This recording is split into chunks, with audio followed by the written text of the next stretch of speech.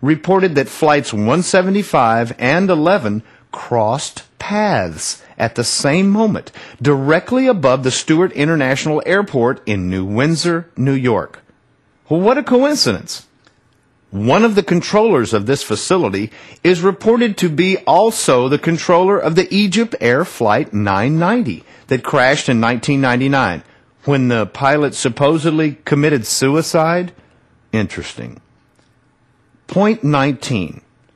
It must also be noted the FAA has not released flight path information or the full voice recordings of the communications between the planes and the FAA.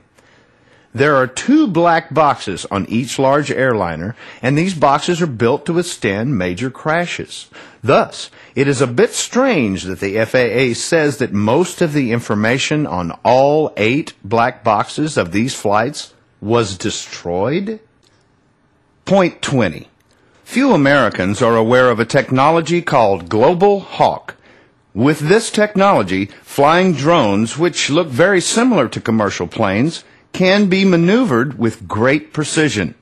Many believe that this technology can also be used to override the manual or auto control of a commercial airliner, and perhaps could have been used on 911.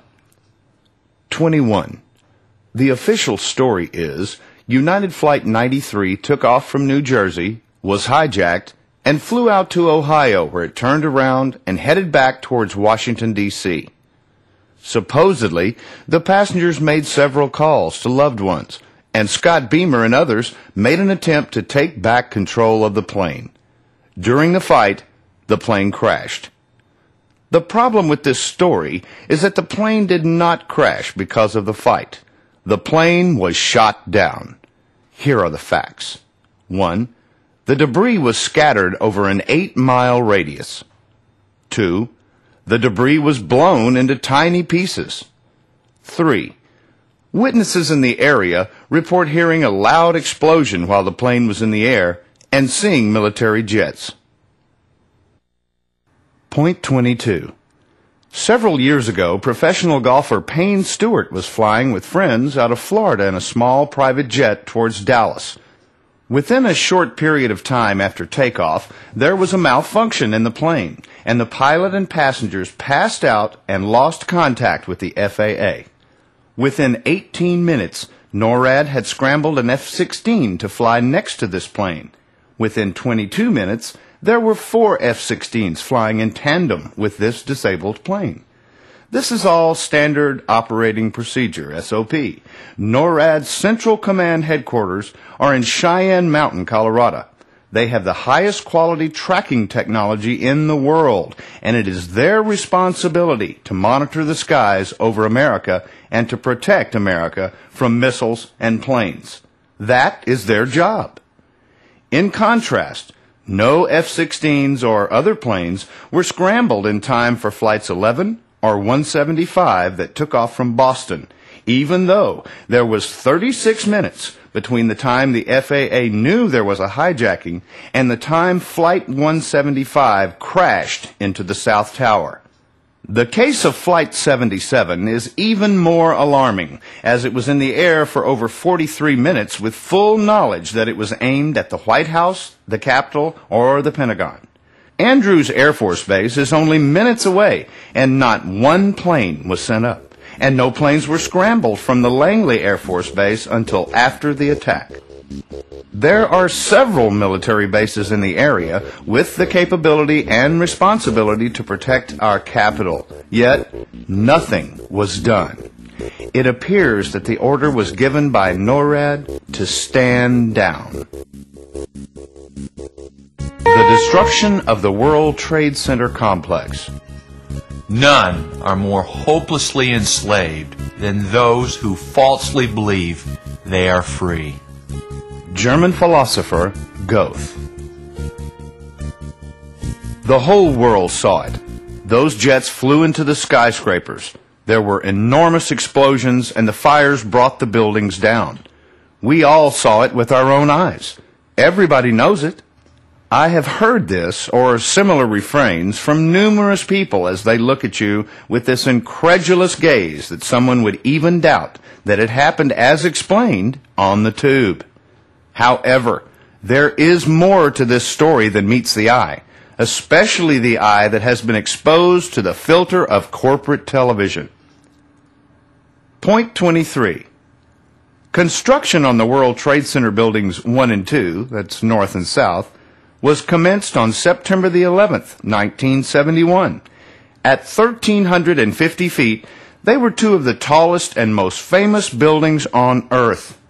One fact most people did not know is that they were engineered and built like the proverbial brick outhouses. These buildings were over-engineered to withstand major storms and hits from large airliners. They were built with 47 enormous interior steel core columns, together with 236 large exterior steel columns that were welded and bolted together with steel plates. Further, there were steel trusses which crisscrossed, making a mesh that connected every other exterior column. Plus, there was diagonal bracing and steel rods connecting the trusses. There were also corrugated pans with poured concrete on every floor, and all of this was anchored in a very deep and heavy foundation. Point 24. The buildings were architecturally designed to absorb energy and to sway in storms. According to witnesses who were in the building relatively near to where the planes made contact, the towers briefly swayed for seconds as intended. Other witnesses in the area said that the noise and blasts were significant, but the tremor felt at the time of contact was minimal. Point 25. Fact: no steel-structured building in New York, the United States, or in the world has ever come down due to fire. In the last 100 years, literally dozens of steel buildings have caught on fire and burned for long periods of time and have not come down.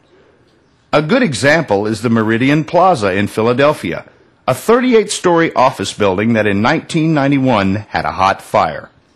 It burned on 8 floors for 19 hours, and 3 firefighters died combating the blaze, but it did not come close to bringing down the building.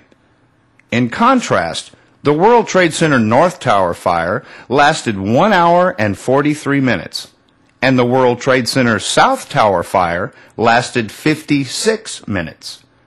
The fires in both towers burned significant proportions of rubble, sheetrock, carpet, furniture, etc., producing lots of black smoke, indicating they were burning inefficiently and were relatively cool fires. Point 26. The facts. A. Steel melts at 2,700 degrees Fahrenheit. B. Jet fuel, when mixed in precise proportions with air, will burn briefly at 1,800 degrees Fahrenheit. C. Because of the debris, carpeting, sheetrock, furniture, concrete, aluminum, etc., and lack of oxygen, the fire at the World Trade Center probably burned at 1,200 to 1,300 degrees Fahrenheit. Point 27. It must also be remembered that a significant portion of the fuel exploded outside of the buildings. The exterior columns were exposed to the air on 3 sides and would dissipate heat at a fast rate, and the beams and columns were coated with fireproofing materials. Point 28. The official story is the buildings came down at point of contact because the intensity of the fires caused the trusses to push out the columns.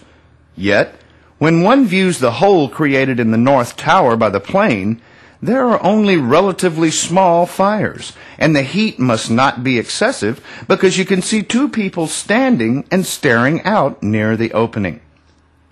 Point 29. The top section of the South Tower began to tilt at approximately 9:59 a.m. At this moment, a large cloud of gray dust suddenly puffed out of the building. The 35 stories of the top section continued to tip to 23 degrees past vertical. At this point, the upper segment was hanging over the edge by approximately 65 feet. In frame-by-frame pictures, one can see the concentric